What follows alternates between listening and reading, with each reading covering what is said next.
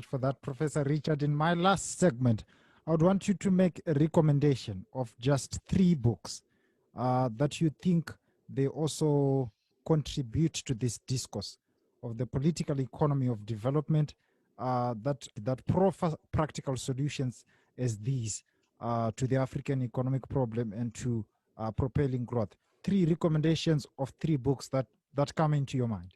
Okay. One I will might recommend is Akube's book on Made in Africa. Exactly. You might know it.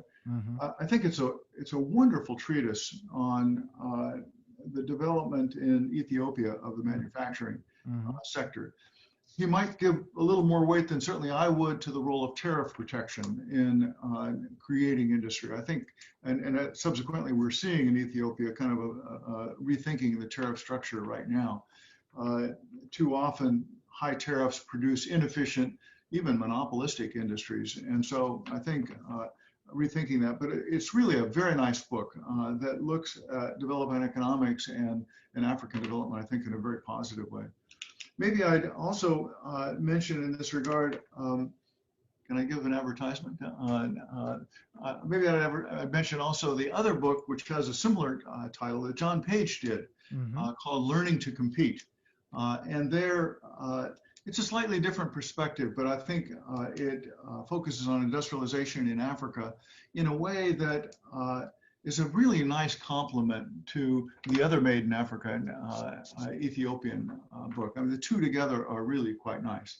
And then finally, this is the advertisement. We are working with the Brookings Institution now on industries without smokestacks and employment.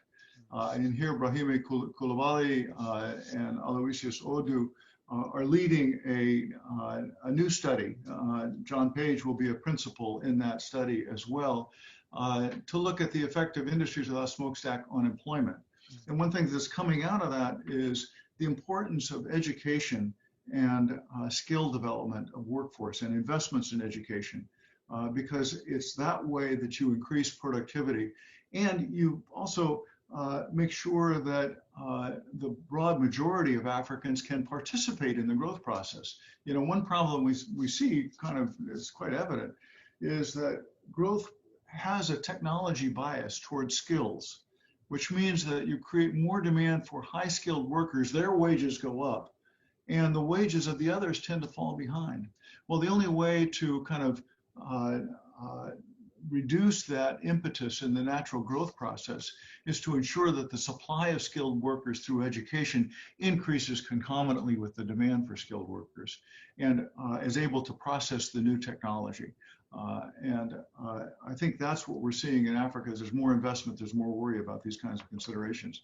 So thinking about education and the kind of work you're doing and your group is doing, I think is terribly important.